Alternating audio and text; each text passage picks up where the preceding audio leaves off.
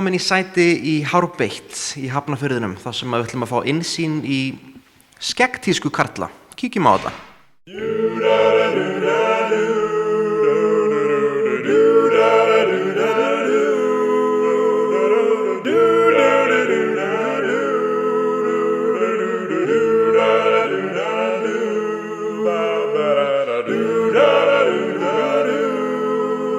Jæja, Óli minn, við ætlum að snyrta þig og hérna, þú ert duglegur að nota gott sjampó í skeggið, eða ekki?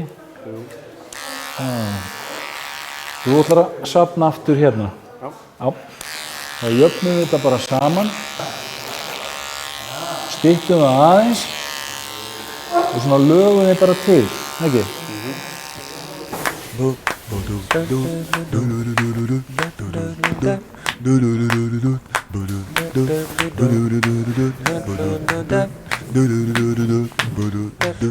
Notarðu næringi í skeggi líka? Já. Það er nefnilega sko aðalatriðið þegar maður vill vera með gott skegg. Það er að nota gott sjampó. Það er bara svolítið svoleiðis.